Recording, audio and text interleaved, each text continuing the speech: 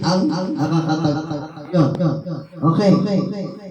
Yung nangyayari sa ating bansa ngayon, kung papasinin natin mabuti yan, sa lugar ng Cebu, Lapu-Lapu, o sabi natin buong Cebu, ang target ng bagyong Tino ay hindi po biro yan. Alam niyo kung bakit? Naalala ko noon, nung ako po ay nag-evangelize sa lugar ng Cebu, lalo-lalo na dito sa may Lapu-Lapu. Port of Mandaue, Mambalay, sa lugar ng Talisay, Consolacion, sa Lapu-Lapu, dyan sa city ng Lapu-Lapu. Halos lahat yan is nilakad ko yan habang ako nag-evangelize. Nakarating ako sa Mactan, Lapu-Lapu, malayo pala yun. Nilakad ko po yan yung sapatos ko na black na ibinigay sa akin ni Pastor Ray noon. Nagpalit kami ng sapatos eh. Naalala mo Pastor yung sapatos na? Nagpalit kami. Nagustuhan ko yung sapatos ko. Yung sapatos na, nagustuhan ko. Yung sapatos ko nagustuhan yan. Sabi ko, palit tayo. Di ba? So yung time na yun, yung sapatos ko na black shoes na yun, yun yung matagal na ginamit ko sa pag-evangelize dyan sa Cebu, sa Lapu-Lapu. Halos lahat ng barangay dyan ay napuntahan ko na habang ako'y naghahayop ng salita ng Diyos. Naalala ko, sabi ko, kamusta na kaya yung nangyari, yung mga taong binahagian ko ng salita ng Diyos? Ano na kaya nangyari sa kanila? Kung papasinin natin, hindi lang sa basta-basta kalikasan ang nangyari. Ang tanong dyan, saan nanggaling ang baha? Napasin natin? Sa taas, umabot ang baha. Baga, lumalagpas na rin sa may bubong, yung mga tao na doon sa bubong. Ang kaawa-awa doon yung mga tao na ilang beses tinanggihan o ipagtabuyan ang mga lingkod ng Diyos na sila ay pangaralan ng salita ng Diyos. Mas mainam yung tao na namatay sa baha na siya ay tinanggap ang salita ng Diyos o pinabuhay at naglingkod ng tapat sa Diyos. Ang lugi dyan ng mga tao, hindi nila tinanggap yung aral na salita ng Diyos. Kaya sabi ko, Lord, sana ligtas yung mga tao na binagyan ko ng salita ng Diyos doon sa Cebu. Nagkarating na kami sa may daan-daan tayo sa Cebu. Sa may dagat. Marami pa talaga kasi ang papansin natin, ano ba ang kasalanan ng Cebu? Hindi ko sinasabi lahat ng tao. Ano ba ang naging kasalanan ng probinsya ng Cebu o syudad ng Cebu? Alam naman natin ano ang pinakasikas doon. Di ba? Pag nagkakaroon ng natawag na fiesta ng sinulog. Kung papasin natin mabuti doon sa sinulog na yan, kayang-kayang ipasara ang buong kalsada ng Lapu-Lapu para lang doon. Napakalawak po niya. Pero pasabot yan, hindi natin masisi ang mga tao. Sapagkat yun ang itinuro, ipinamulat sa kanila na yun ay tama. Kaya nga may mga lingkod ng Diyos na ipinadala ng Diyos para sila ay bahagian ng tunay na aral ng ating Panginoon Kristo. Kaya sa paglilingkod natin, ayon sa Matthew 7:21, Matthew 7:13 to 14, may dalawang klaseng pintuan na tinutukoy dito. Ano isang pintuan? Pintuan na malapad papunta sa kapahamakan. At isang pintuan na tinutukoy dito ay pintuan na makitid, ngunit ito ay daan papunta sa buhay na walang hanggan. Sabihin, pintuan papuntang langit at pintuan papuntang impyerno. Tanong ko muna sa inyo, taas ang kamay ang gusto na makapasok sa karangang langit habang kung siya ay mamatay sa mundo nito. Taas ang kamay. Lahat po tayo. O sige, ulitin ko. Taas ang kamay. Taas ang kamay. Ang gusto makapunta o makapasok sa impyerno? Wala na. Kasi nga po, lahat ng tao ay naghahangad. Alam niyo kung bakit? Ano bang meron sa langit? Ano ang meron sa kalan ng Diyos? Bakit lahat ng tao sa mundo ay gusto ay makapasok sa langit? Kahit pa mga kawatan, mga magugulang sa mundo, yung mga manluloko, yung mga mamamatay tao, lahat ng klaseng kriminal sa mundong ito, lahat ng klaseng kasamaan sa mundong ito, pag tatanungin mo, saan mo ba gusto? Sabihin nila, gusto ko sa langit.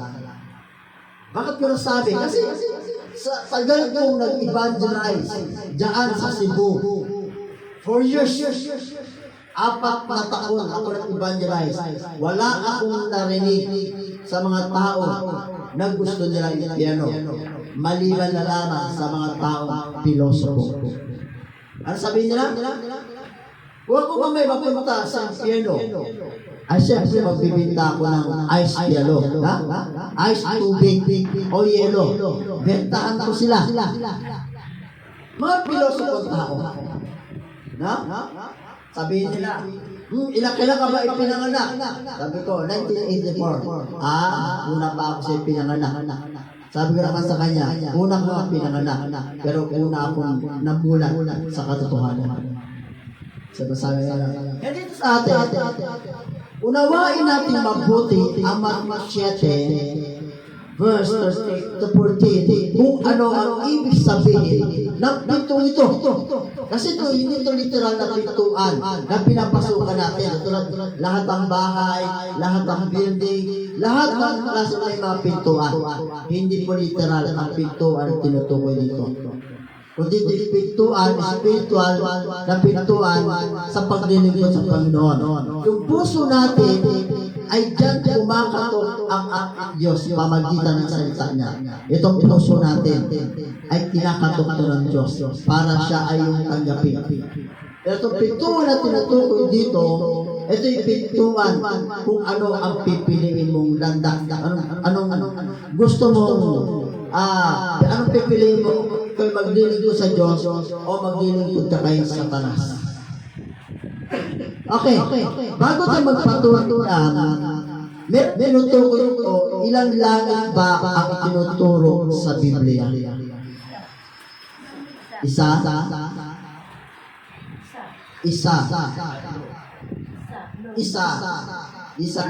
Tatlo na yan. Ilang langit? Brother Teng, ilang langit ang tinutukoy sa Bible? Tatlo. Sabi ni sister, isang ngayon, tatlo na. Ano ba talaga? Okay. Sa Bible kasi, kung babasahin, unawain natin ang Biblia, hindi lang po isa, kundi tatlong langit ang tinutukoy sa Biblia. Ano ang tatlong langit?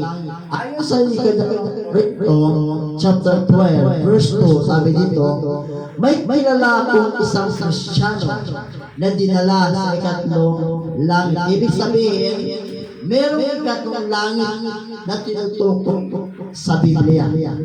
4 na taon na ang nakalipas, hindi ko lang matiyak kung yaoy pangitain o tunay na pangyayari.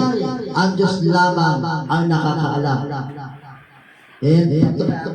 Ang unang langit ay ang atmosphere ng mundo ay tinatawag na himpapawid. Ano ba? Asa ba yung himpapawid? Himpapawid. Yung nakikita natin ulap, yung nakikita nyo sa the first heaven, yung lahat na sa ibabaw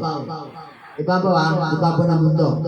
Dahil may lumilipad ng mga ibon, inilipad ng aeroplano, nililipad ng mga jet plane, yan po yung tatawag na himpapawid o first heaven. Next. Ang pangalawang langit ay ang cosmos o tinatawag nating kalawakan. Nakikita ba natin sa ating mata ang kalawakan? Hindi. Ang kalawakan, itong mundong ito, doon nakalutang ang ating mundo sa kalawakan. Lahat na nakalutang doon, lahat ng classic Earth, ano yung Jupiter, Mercury, hindi na Mercury doon sa Mercury, ano ba yan? Venus, Pluto, lahat ng klase ng lumulutang. Yung kometa, mga ginam. Lahat ng lumulutang doon. Yun yung tinatawag na kalawakan. Ang pangatlong langit, ang ikatlong langit ay paraiso o tahanan ng Diyos. Natawag yan ay Abode Heaven. Abode Heaven. Ibig sabihin, ang Abode Heaven ay mas malayo pa sa kalawakan. Mas malayo pa. Sabihin, walang sino mang pinakamatalinong tao sa mundo or scientist na magsisiyasa na makakarating doon. Kasi kung papasinin natin, year 2004 yata yun, at this time, na mayroong siyang scientist na nagsisiyasa na hindi siya naniniwala na mayroong langit, na mayroong Diyos. Ay itong tao ito ay mismo ang Diyos, pinakita niya ang tawag na floating city. Taong 2004, bata pa ako niya. Basta lang? 2004. Na ano po yan sa Bulgar? Pinakita sa Bulgar po yan. Sabi niya sa scientist, nakita niya, sabi niya, walang sinong taong buhay na pwedeng makapunta doon, kundi kaluluwa. Sabi, pinakamalayang lugar na walang makapunta, kundi kaluluwa lamang ng tao ang pwede makapunta doon. Yung kalawakan, kaya pang puntahan, di ba? Yung himpapawid, nakikita natin. Pero yung Abode Heaven ay pinakamalayo na po yan. Wala na lang yung sobra. Wala na lang, kumbaga, walang anong klase sa sasakyan na pinaka-high na sasakyan na pwede makapunta doon. Next, sabi? Gano'ng kalayo ang ikatlong langit? Earth?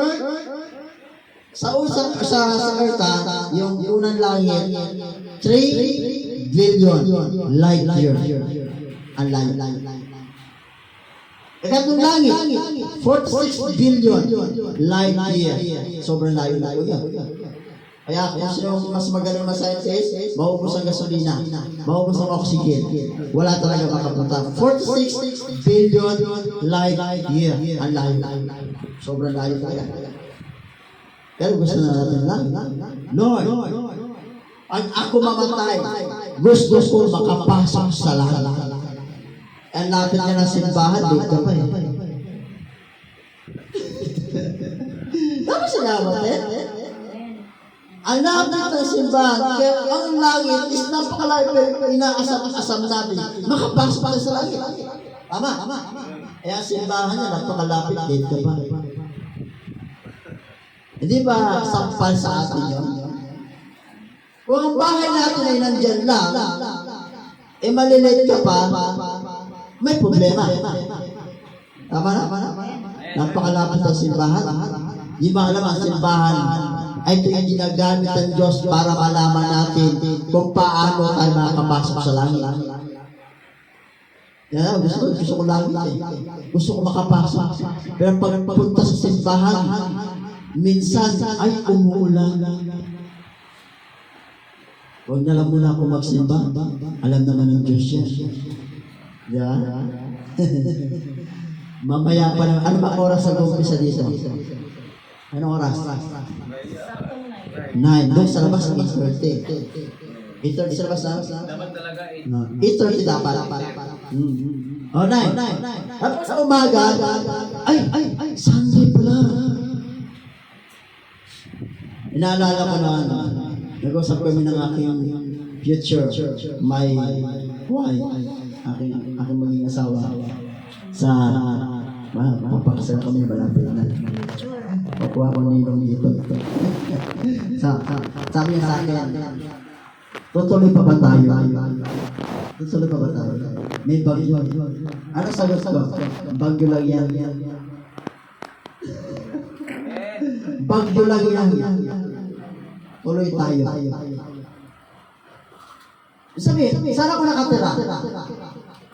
Sa Quezon City. Quezon City lang. Sasakay kami ng P2P. Galing pa ako trabaho sa aking asawa kasi asawa namin sa asawa.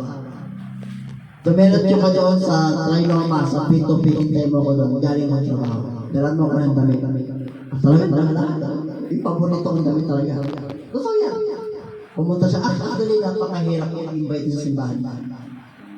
Ilang beses ko in-invite yan. Ayaw talaga. Pero naunawa niya konti-unti. Naunawa niya, siya mismo na sabi doon tayo sa Bulacan magsimba. O, diba? Siya yung sabi sa akin. Punta sa Bulacan tayo magsimba.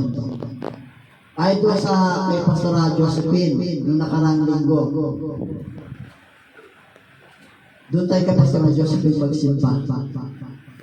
O, totoo yan. Siya sabi sa akin. Kasi simbahan niya. O, siyempre, sabi niya. Pero, di siya, sobrang sabi niya rin. Sabihin, kahit hindi ako magsabi, alam niya na. Siyempre, ako naman siyempre, nagmamahal talaga sa kanya. Totoo. Kahit ilang beses kami magtalo, mahal ko yan. Totoo yan. Isang beses na ako makakita ng babae na nagbibigay sa akin ng pagpapahalaga. Di sa atin, dito pa naman, ang langit napakalayo, pero ang simbahan napakalapit, hindi pa mapuntahan. Ang dami pang reasons, ang dami pang sinasabi. Sunod na lang, busy ako. Mga ganun, di ba? Kasi sabi sa Matthew 7:21, sino ba ang makakapasok sa langit? Hindi lahat na tumatawag sa akin, Panginoon, ay papasok sa kanan ng langit, kundi yun lamang sumusunod sa kalooban ng aking Ama na sa langit. Sino papasukin? Yung sumusunod sa kalooban ng aking Ama na nasa langit. Itutong na langit yung above heaven, yung tirahan ng Diyos at tinutukoy na langit. Hindi po yung himpapawid, hindi po yung kalawakan, kundi yung above heaven, 46 billion light years ang layo sa mundong ito. Ang papasokin ng Diyos. Tuloy. Ang tunay na sumusunod sa kalooban ng Diyos, sabi, verse 14, ngunit makipot ang pintuan at makitid ang daan papunta sa buhay at kakaunti ang nakakatagpo niyon. Bakit? Kasi dito, ngunit makipot, is the word na makipot, kumbaga sa mga iskinita, maliit lang siya, pagpapasok lang pumataba ka, sasabit yung tiyan. Diba? Totoo yan. Dami sa pag-uusap, sabi, kailangan ko palitin yung tiyan para makapasok. Hindi talaga kaya eh. Oo. Marami naman pagkain. Sa spiritual, pag gusto mong makapunta sa langit, lahat ng mga hilig mo sa buhay mo, yung lahat ng mga kasalanan sa buhay mo, kailangan mong alisin. Kasi sa langit, ang langit ko is banal. Lugar ko, yun yung lugar na banal. Walang nakakapasok sa kanan ng Diyos na kahit katulog lamang ng kasalanan, hindi pa rin makapasok. Kasi ang langit, ang kanan ng Diyos ay sobrang banal. Kasi ang Diyos ay banal. Tama po ba? Yan dito, maraming bawal sa pagpapasok sa kanan ng Diyos. Kaya sabi ng ilan, di ba naman yan? Kung kailan naging Kristiyano ako naghihirap. Yaman-yaman ko noon. Pero bakit naghihirap ako? Balik na lang ako sa aking pinagisnan. Doon mayaman ako. Pero ang tinutukoy na kayamanan sa Bible, yung spiritual, yung kayamanan doon sa langit. Yung kayamanan dito sa mundo, hindi natin madadala yan sa kabilang buhay. Kahit sa impyerno, hindi mo madadala yan. Hindi talaga. Binabasa ako sa Facebook na sabi ng tumataya, bitawan mo yung kayamanan mo. Mamamatay ka na. Yung madala yan sa kabilang buhay. sinabi nito, maraming pasok sa kaharian ng Diyos. Ano kaya mga bawal niya? Ano kaya? Ano ang mga ito? Sabi, kahalayan. Alam niyo word ang kahalayan? Pakikiapit, kahalayan. Hansel niya, kalaswaan. No? Pakikiapit, kahalayan. Kalaswaan niya pala dito. Pagsamba sa Diyos. Pangkukulam. Diyan sa Cebu, maraming mga mangkukulam dyan. Nung time na nag-explain sa ko doon sa nag-evangelize ako, sabi namin mangkukulam, sabi ng albularyo ba? Sinabi sa akin, ikaw, Satanas, lumayas ka sa katawan ng tao ito. Ano sabi ng tao? Layas yun. Sabi ng tao, layas yun. Ay, aalis na ako. Layas. Ano mo yun? Pinapaalis na ako, alis na ako. Layas. Alam mo, sa kanya yun, aming mga klaseng pangalan na binabanggit para lang manggamot. No? Ano mo yun? Lalayas na ako. Sa salita. Okay. Pagkapuon. Alam niyo word ang pagkapuon? Ito yung mga tao na ilang beses mong tinulungan. Maraming beses mong tinulungan. Pero siniraan ka pa rin. No? So yan. Kahit na nilalamangan ka, pero tinutulungan mo pa rin. Pero inaaway ka pa rin. Matindi po yan. Pag-away.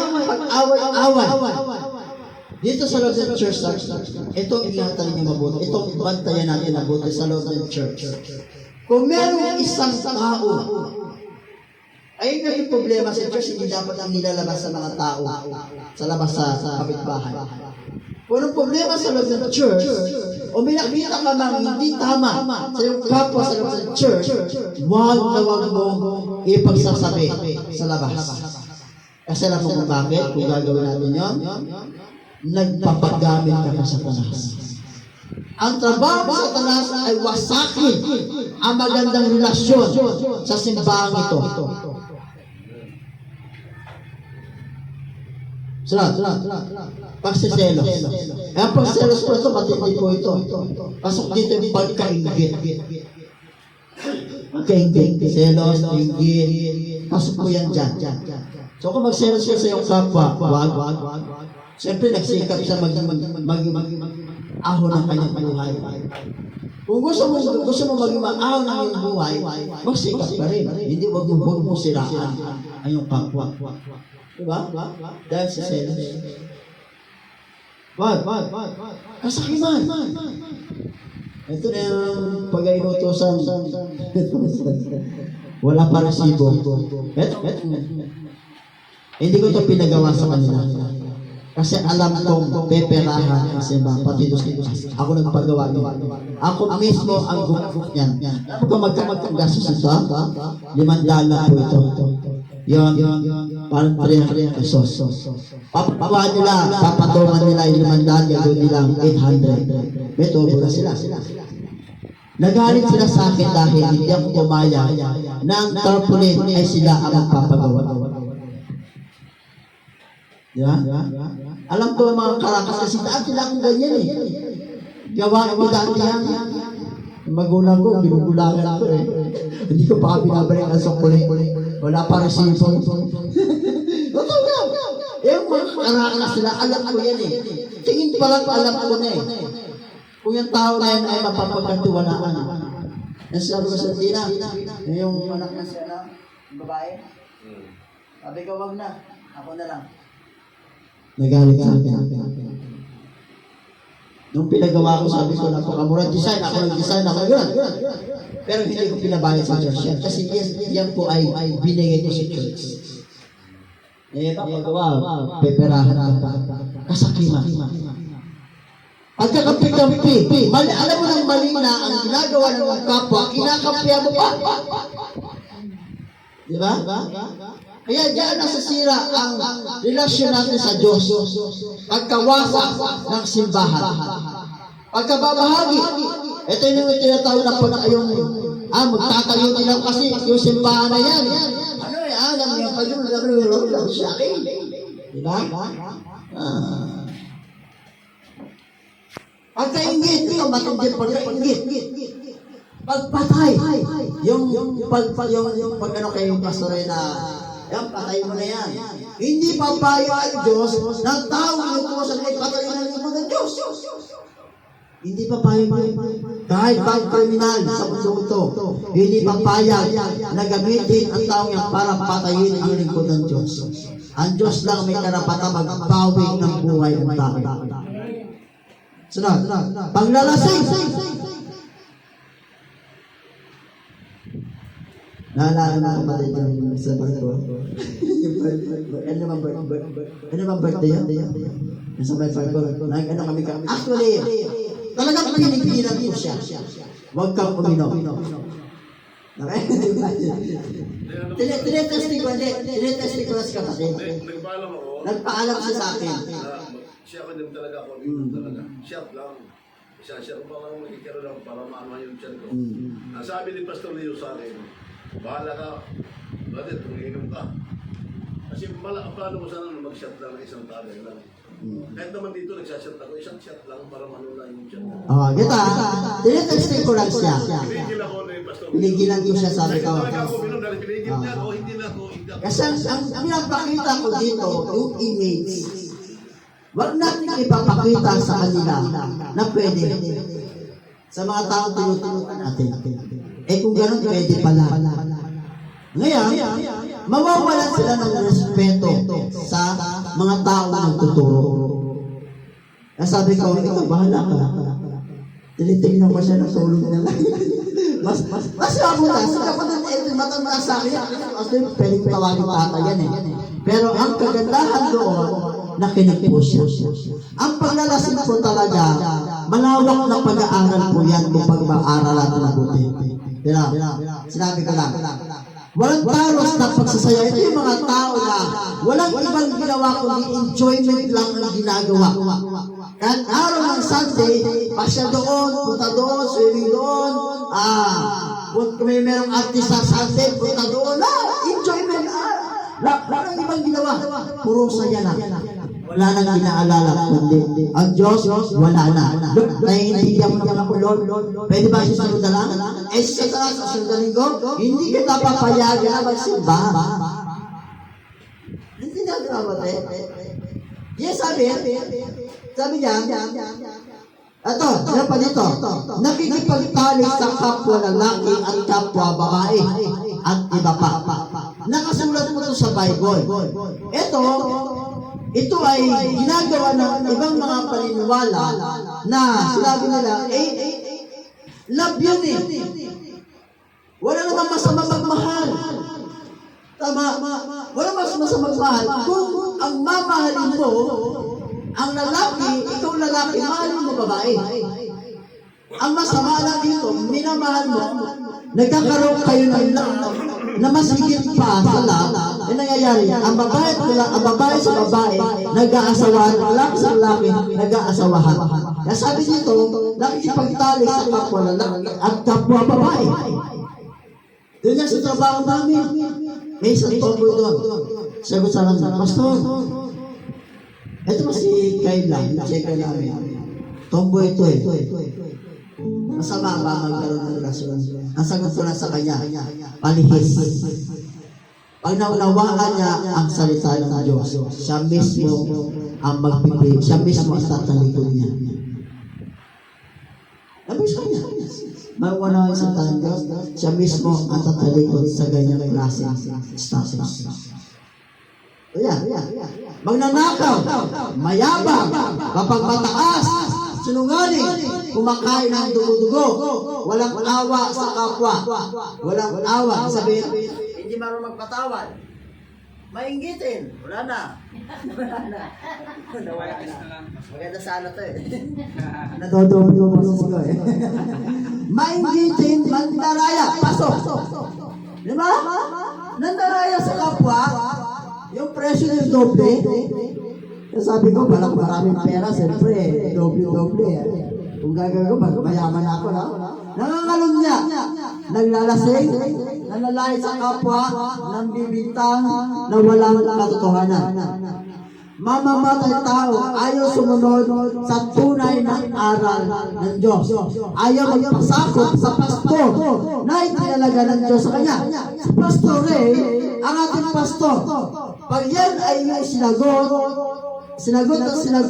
na wala namang yung pagsagot ng pabalang, yung sagot ng mga walang kapagkakwenta, inaaway ng pastor, sabi, yung pastor na yan ay tinalaga ng Diyos para pangalagaan ka sa spiritual, para ikaw ay maligtas. Meron pong Bible, meron pong nakasulat sa Biblia po yan. Sa Hebrew yata yan. Nakasulat. Pag ang pastor na tinalaga sa iyo ay nalungkot at umiyak dahil sa iyo, ang Diyos ang magpaparusa sa iyo. Hindi magiging maganda ang mangyayari sa iyo. Kaya ang pastor na tinalaga sa atin, alagaan, mahalin, tulungan, hindi pagkapirahan. Kasi nangyari sa may ibang mga churches yan na, di ba dapat ang pastor at simbahan dapat tumulong sa miyembro? Kaya mangyayari yan, binigyan tayo ng Diyos na talino. Sabi nga, merong nakalagay sa Bible, hindi lahat. Yung tao, hindi lahat. May 7 klase na hindi mo pwedeng tulungan ang taong yan. May nakasulat mo sa Bible yan. Kung ang tulong lang gusto mo sa simbahan, pero ayaw mo naman magpagamit, ayaw mo naman mag-akay ng mga tao sa dito sa loob ng simbahan, ayaw mo magturo, pero gusto mong tulong lang, hindi ka mismo tutulungan ng Diyos. Yan ang lagi natin tandaan.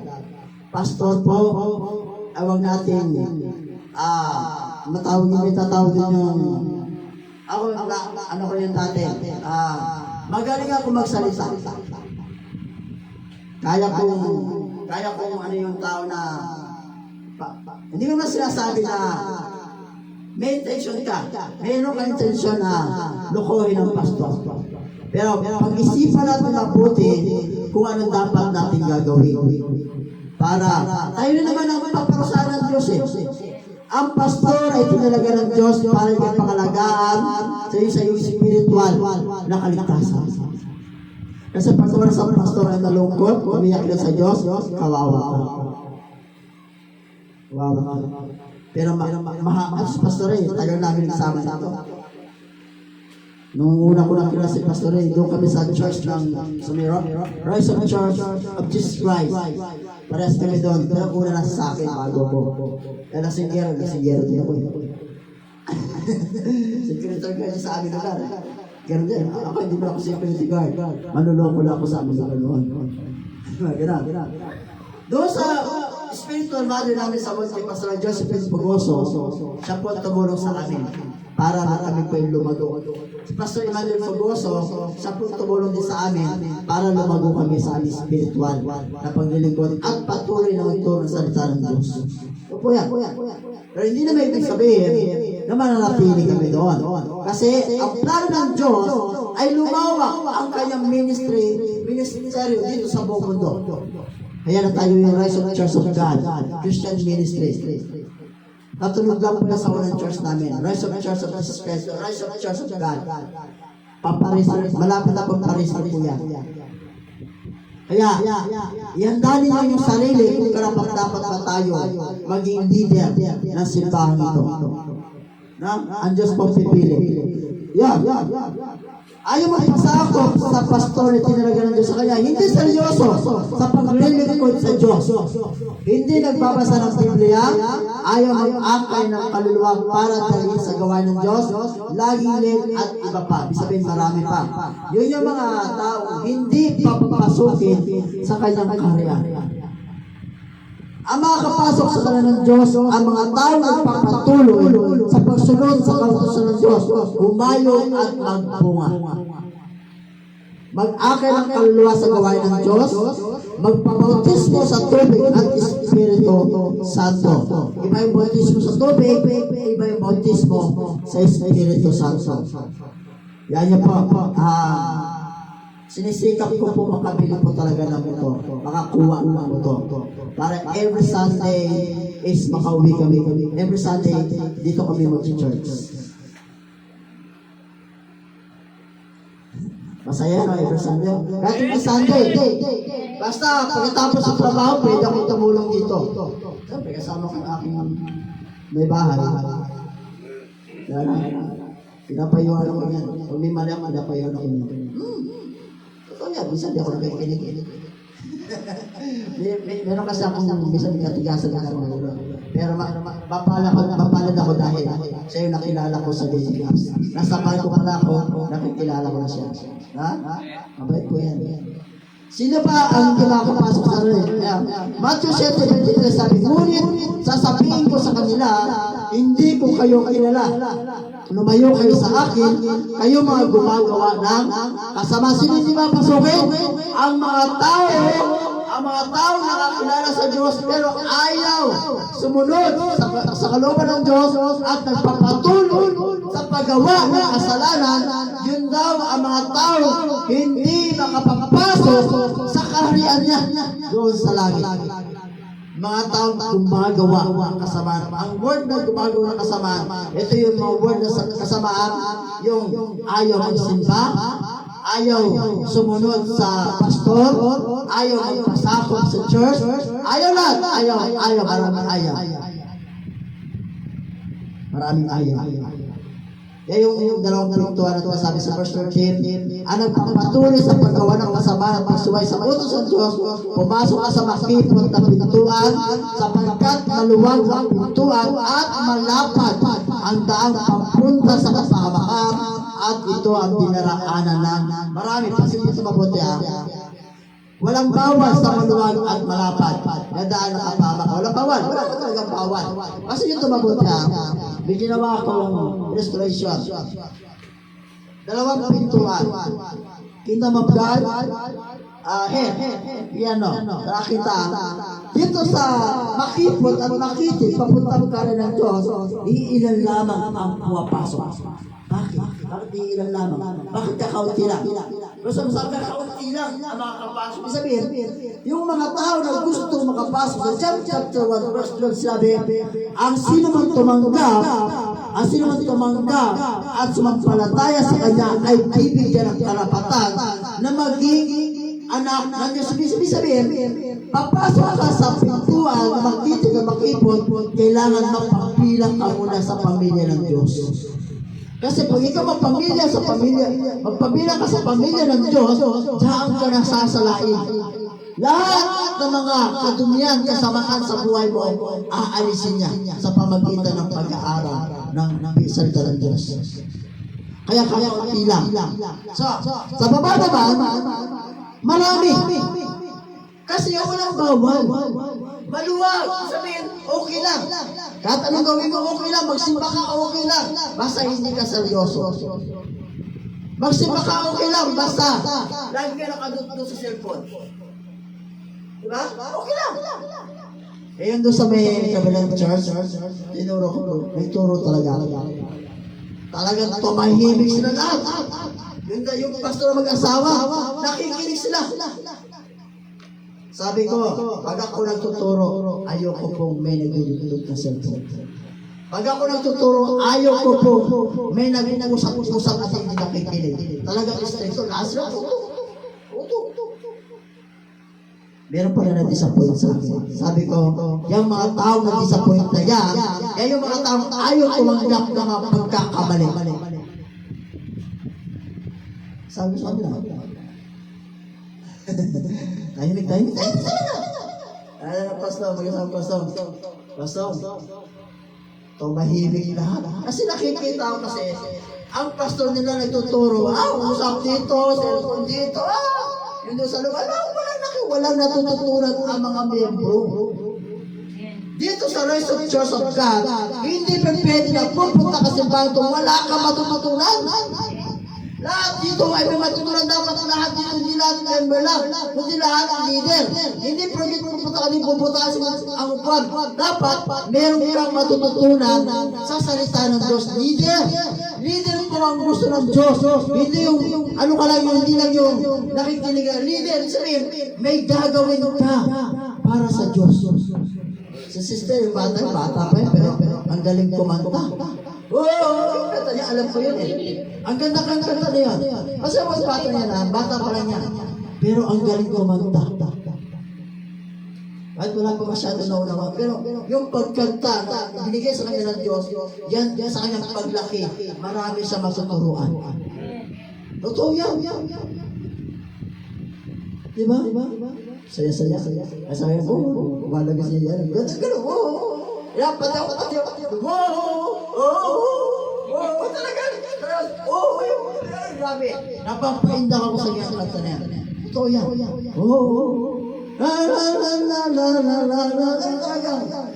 Sarap ng pakiramdam. Kasi, yung batang yan, lalagot pa yan. Malay mo tumating araw, maging pastor sa God's Entry sa ibang lugar. Siyempre, meron na siyang singing. Meron siyang present worship leader. Sister Joy, malay mo magiging drummer na yan. Walang araw, Joy. Walang araw, dami yan. Okay, guitarist. Walang imposible. Diba? Yung plano dapat namin na pupunta sa Sama, hindi na tuloy. Kasi nagkaroon ng problema. Pero, makapunta tayo balang araw. Makapag-mission tayo balang araw. Yan lahat dito, kung gusto maging missionary, sumama ka. Mangangaral tayo sa Sama. Sama ba yan? Sama. Ito yan. Tayo simbahan doon. Sama natin ako doon. Lahat. Paano makatakas at makaiwas sa kapahamakan papunta sa impyerno? Malapit na matapos tanggapin mo si Yesu Kristo sa buhay mo at mapabilang ka sa pamilya ng Diyos. 2. Mahalin mo ang Diyos ng buong puso, kaluluwa, lakas at pag-iisip. 3. Magsisi at talikuran mo ang lahat ng kasalanan na ginagawa mo. 4. Magpasakop sa Diyos at siya ang maghahari sa iyo. 5. Ipangaral mo ang tunay na aral ng salita ng Diyos. 6. Magdala ka ng akay o bunga sa gawain o sa gawain ng Diyos. 7. Magpakabanal ka sa paningin ng Diyos. Ano ba ang nais ng Diyos na gusto maglingkod at sumunod sa Kanya? Sabi sa 2 Peter chapter 3, verse 9, ang Panginoon ay hindi nagpapabaya sa Kanyang pangako tulad ng inaakala ng ina. Hindi pa niya itinutupad ang pangako iyon alang-alang sa inyo. Binibigyan niya ng pagkakataon ang lahat na makapagsisi at magbalik loob sa Diyos sapagkat hindi niya nais na kayo magpabisabir. Yung nangyayari sa mundo ngayon, may bagyo, meron signal number 5. Siyempre, hindi naman tayo papayag na yung bagyo, signal number 5, malakas po yan. Kung yan ay matuloy at hindi malusaw, hindi malisya, magiging apektado tayo dito. Pero ang kagandahan dito, pag tayo lingkod ng Diyos, hindi niya tayo pababayaan. Bibigyan niya tayo ng proteksyon para hindi tayo magpahamak sa pagkutino na sa bagyo na yan. Wana. O, tino pa rin tapos na sa bagyong wana. Hindi pa tayo siya. Kasi ang kanyang pangako, sabi niya, hindi niya pa tinutupad ang kanyang pangako para masakin ang buong mundo na itong the big one. Ang the big one po na tinutukoy dyan sa Biblia, walang makakaligtas na anumang nilalang na nilikha dito sa mundo. Yung tatawag na end of the world. Wawasakin ng Diyos ang buong mundo sa pamamagitan ng apoy. So na pag-aaralan natin eschatology. Yung bago mag-rapture, mga ganyan, pag-aaralan natin dyan. Kaya sabi, nandiyan pa ang pagmamahal at pag-ibig ng Diyos sa atin. Sabi, binibigyan pa tayo ng Diyos ng pagkakataon para magsisi at talikuran ang mga ginagawa natin kasamaan sa mundo ito. May pag-asa pa pala. Bait talaga nila. Napakabait. Ang pangako ng Diyos sa mga gusto maglingkod at sumunod sa mga utos niya, sa bahay ng aking John 14 verse 2, and sabi, sa bahay ng aking ama ay maraming silid. Kung hindi kayo, sinasabi ko na sana sa inyo, at paroon ako upang ipaganda ko kayo ng matitirhan. Sabi, doon sa langit, may kanya-kanya tayong tirahan. Doon sa kingdom of God, may tirahan tapo. Dito nga sa mundo, wala tayong tirahan. Pag mahirap ka, hindi ka sa kalsada. Diba? Pero sa langit, malaki man. Basta nagpapakabalan ka sa Diyos, sabi, ipaghahanda tayo ng Diyos doon sa kanyang karya ng tirahan. Yun ang kanyang pangako sa mga taong tapat na sumusunod sa kanya. Sabi, kapag naroon ako at paganda na kayo na matitirahan, babalik ako at isasama kayo sa kinaroroonan ko. Hallelujah. Salamat Lord, salamat. Kaya sinabi sa Revelation chapter 21, verse 4 and 5, ang pagpahiran ng kanilang mga luha, wala nang kamatayan, dalamhati, pag-iyak at sakit, sapagkat lumipas na ang dating mga bagay. Doon sa langit, wala nang iyak, wala nang kamatayan, wala nang luha, wala nang paghirap, at wala nang karamdaman. Di katulad dito sa mundo. Verse 5, sabi, pagkatapos ay sinabi na nakaupo sa trono, ngayon, binabago ko ang lahat ng bagay, at sinabi niya sa akin, isulat mo mga samo at totoo ang mga salita nito. Yes, ito po ang sinasabi ng Diyos. Ito po yan. Philippians chapter 3 verse 20, sa kabilang dako, ang langit ang tunay nating bayan. Mula roon, iniintay natin may pananabik ang Panginoong Kristo, ang ating tagapagligtas. Sabi, ay, nananabik na Lord, kailan ka mababalik, Lord? Gusto ko makasama sa rapture, Lord, kailan ba sana makasama ko? Pag maiwan ka sa rapture, goodbye ka, iyak ka. Wala na si Pastor! Wala na si Pastor! Damit ko naman! Diba? Napakahirap po na kayo pasarapsyon. Sobrang hirap. Sabi, etong mundo na ating inapakan ay pansamantala lamang. Ang tunay nating bayan, yung bayan nandun sa karya ng Diyos. Nandun ang tunay nating tirahan. Yan yung mga anak nyo, yung mga apo ninyo, please lang, dalhin nyo po dito. Huwag kayong magsawa na magbayad sa kanila. At huwag kayong makikinig sa mga taong naninira sa simbahan ito.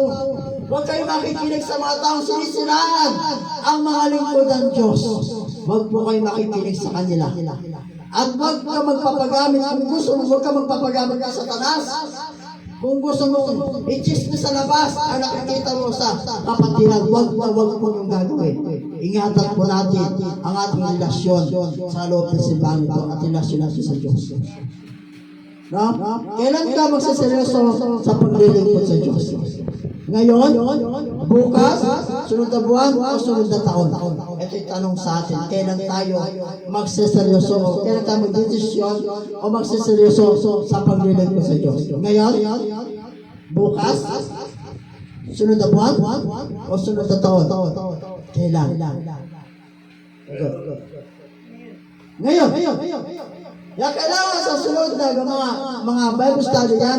Merong Bible study sa bahay ni Sister Lerna, bahay ni Brother Romain, bahay ni Brother Marlon, bahay ni Brother Anteng. O yan, yung mga bahay na, kailangan na matipag tayo dyan. Makiisa tayo. Hindi yung, kung meron ka mga importanteng gagawin, sikapin po natin na tayo ay makaatin sa Bible study na yan. Importante po yan. Ang tayo niyo mabuti. Kung sa bahay ni Sister, kung sa bahay niyo po, Sister, sa bahay niyo po, nanay, mag-open na ng Bible study sa bahay niyo. Pwede ba yan? Pwede. Kasi ang purpose natin dito, maraming mga tao ang makakatanggap ng tunay na kaligtasan na galing na ibinigay sa atin ng Diyos. Hindi lang tayo. No? Langit ba ang nais mo? Langit ba ang nais mo? Nabanggit ko ba yung tema kanina? Hindi no? Ito tema natin. Langit ba ang nais mo makapasok o impyerno na ikapapahama ang iyong kaluluwa? Ano ba nais natin? Langit o impyerno? Langit. Ang langit ang ating pipiliin, magtulungan po tayong lahat. Tandaan at mabuti, huwag ninyong hayaan na si Satanas ang maghahari sa buhay ninyo o sa atin. Kundi ang maghahari sa buhay natin, kundi ang Espiritu ng ating Diyos, ng ating tagapagligtas, ng ating Panginoon Kristo ang maghahari sa atin. Amen po ba? Amen.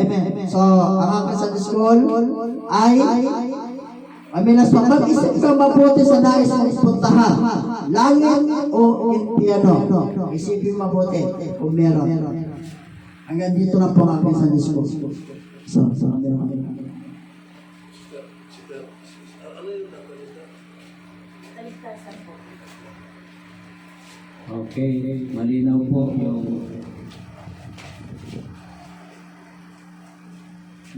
po yung detail kung paano po tayo makarating po sa tahanan ng Panginoon. Lahat ng nabanggit po doon ay nakasalalay sa pagsamba, paglilingkod sa Panginoon. Paano? Yung sinabi po dito sa Matthew 7, verse 13 and 14, dito po yung guide. Kaya hindi tayo po pwedeng magwalang bahala. Kailangan po natin itong sundin. Kasi pattern po ito. Yung masikip na pintuan. Ano ba yung masikip na pintuan? Kabutihan. Paggawa ng kabutihan. Paano paggawa ng kabutihan? Sakripisyo kasi ito po yung paglilingkod natin sa Panginoon. Napakalaking sakripisyo. Hindi po pwede na ipawalang bahala. Sapagkat yung masikip na pintuan, bakit binanggit doon ang masikip na pintuan? Sapagkat ang tao makasalanan ay nagdadala ng maraming sagabal sa buhay. Paano yan? Ako noon nga nabanggit ni Pastor yung iba Nung masiran na ako kasi lasing ako noon Nung naimasmasan ako, hindi naalis, hindi ko nakalimutan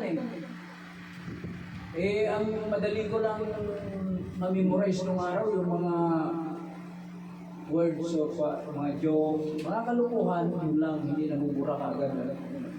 Pero yung words ni God, hindi ko nakalimutan. Naalaala ko. Ano ba yung magtipot na pintuan? Yun po yung lahat ng mga ginagawa natin na mali. Labag sa Diyos. Paglalasing, magkada, enjoy, jali-jaling buhay. Walang pakialam sa salita ng Diyos, walang pagkilala, walang paglilingkod, interest na paglilingkod sa Diyos. Yun po yung nandoon ka sa malawak ng daan. Kaya, yung spirit mo, ayaw pumasok doon sa masikip na pintuan. Kasi bago ka makapasok doon kasi, tanggalin mo lahat yun. Yung mga sagabal na yan, hindi ka pwedeng mapunta doon. Hindi pwedeng magtawag sa Diyos ang isang tulisan kung hindi magbago muna ang kanyang puso. Yung malapad na daan, yun po ang dinadaanan ng maraming mga tao. Ano ba yung malapad na daan na yun? Nandiyan lahat ng kaluwagan.